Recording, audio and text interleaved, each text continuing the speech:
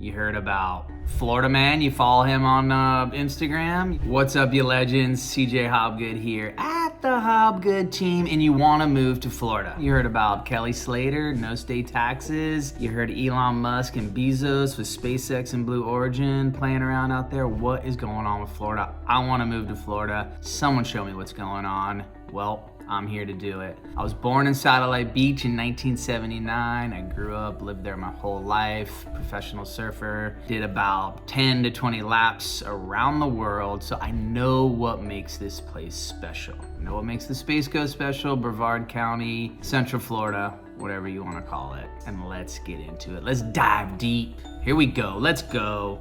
Now let us orientate ourselves with the state of Florida real quick. We got Orlando here. A lot of goods come into here. We have the second busiest airport in the world next to Hartsfield International. I think it's gonna take over here, be one of the busiest. We have goods that come out to here. Look, you can make it to Jacksonville in 3 hours, St. Petersburg, Tampa in 3 hours, Miami in about 3 hours as well. So now let's slide on over to the Space Coast. We got Walt Disney World right here. You got a fast track, boom, 528 will get you to the Port Canaveral to catch your Disney boat after. Oh, I do want to add, Orlando's got a fast train running that will get you to Tampa, Jacksonville, and Miami if you fly into there. So note that. Also, if you're living on the Space Coast, we like to go over, maybe see Orlando Magic game. Luke Combs coming into town, Amway Arena. We got the soccer over there. So there's a bunch of stuff going on as far as, you know, would relate to a city, and that's an hour away, right? So let's slide on up to Port Canaveral, Cape Canaveral, and Cocoa Beach. A lot of the tourists are coming in from Orlando, so it's set up in the sense in that area that it's more tourist driven. On any given day, it could be 60-40, 50-50, whatever the ratio is. There's more tourists that are gonna be up here. And let's also orientate ourselves with the Space Coast. See this little strip of land right here? Basically from Sebastian Inlet to the Port Canaveral is a barrier island, right?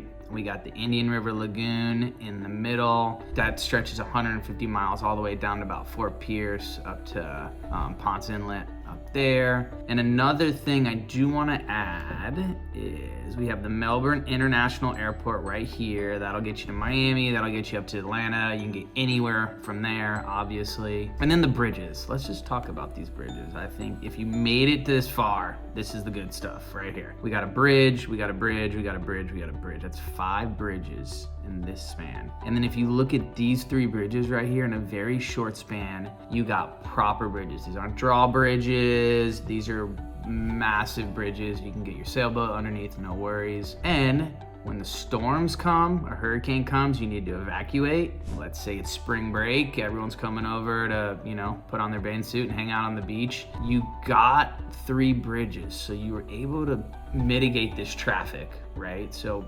now let's see if our theory is right. Let's see where all the hotels are at.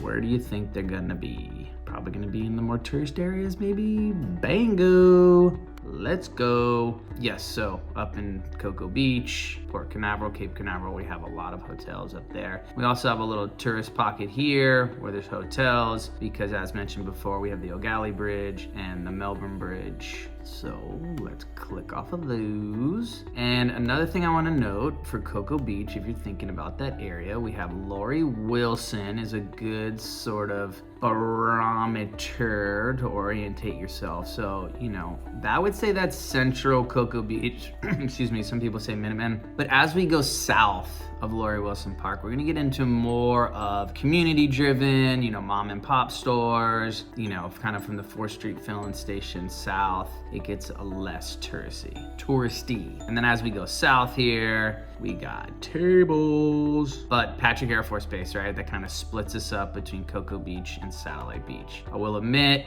if you live here or here, you own a boat, you're on the canal or whatever, you can bust out of Port Canaveral and you're fishing. And you're fishing, brah. You're fishing. Now we're gonna scoot on down to South Patrick Shores. And this was the first place me and my brother bought a house when we were 18 years old. We both bought a house in the moorings. And we grew up right here in central Satellite Beach. So Satellite Beach, I would say, is a little bit more middle class. Prices are a bit more competitive. And Indian Harbor Beach, if you're driving south, you probably won't even know you passed through Indian Harbor Beach. And then we're gonna get into Indy Atlantic right here. Indy Atlantic, a bit more sought after, a bit more desired. I would say this is some of the most expensive real estate and properties right here, just south of 192. And why is that? Because you have your Starbucks, your Surfinistas, your,